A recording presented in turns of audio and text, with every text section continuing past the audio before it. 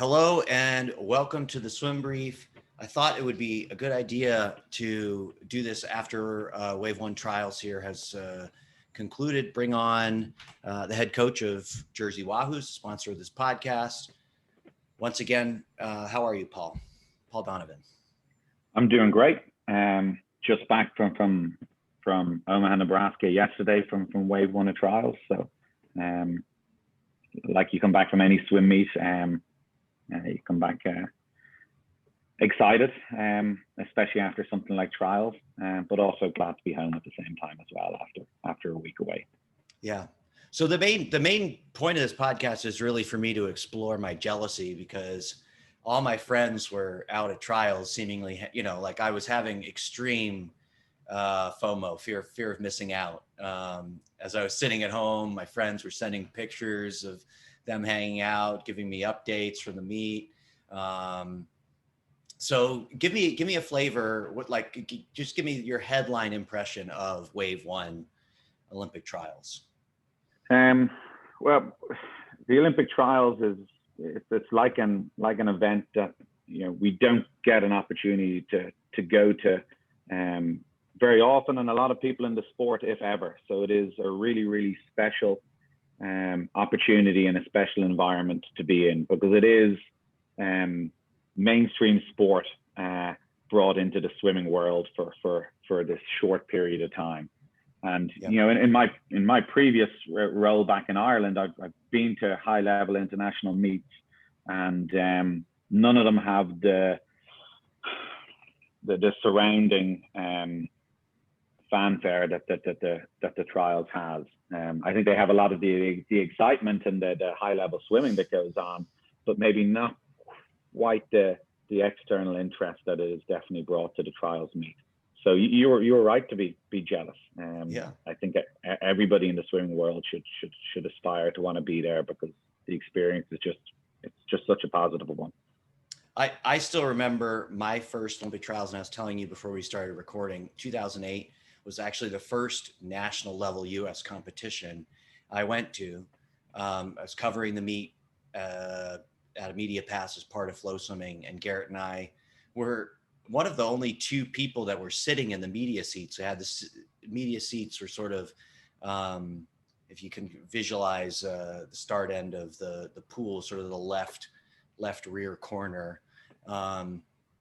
And just being there on the first night, Ryan Lochte, Michael Phelps, both go swimming under the world record in the 400 IM, 14,000 people in the stands screaming their heads off. And we looked at each other. I just never forget, just being like, I can't believe this is a swim meet right now that we're at. Obviously, there's some differences, right? Since the Trials meet had been separated, since there weren't going to be packed stands at the meet. But in terms of all that excitement, what do you think USA Swimming was able to preserve from what would be a normal Trials meet? So I'm like you. I hadn't been at a Trials meet since 2008 either. So it's 13 years ago, and sometimes you forget with all the different things you do in between, right, what that experience was really like. But by the same token, when you first walk back into the building and that, you get that same kind of goosebumps feeling. Hairs in the back of your arm and neck just stand up a little bit. So I think there's something special about the site now, because they've done it a few times, and probably because that Trials in 08 was so unique the first time they did it, right, in terms of the amount of spectators, probably the amount of media coverage and all that was going on, and because they don't go back there any other time. Right. They don't run any other meets there. Even in Indy, you go to an NC2A meet, you might go to a US Open meet. Some people might go to a college dual meet there. There are other opportunities to go into those facilities. In Omaha, it's only ever been for Olympic Trials. And I do think that in itself preserves it as a special place for the swimming community to go and kind of, descend on once every 4 to 5 years. So I think having that, keeping that venue, even though it was going to be a smaller event, even though you weren't going to have the same spectators, even though they had split it out, I think that in itself was was a really important thing that they did, and that on its own helped preserve some of that feelings for people as they go to attend, whether it was last week or whether it's going to be starting on Saturday this upcoming week as well. So, but I'm sure that can't have been easy for them.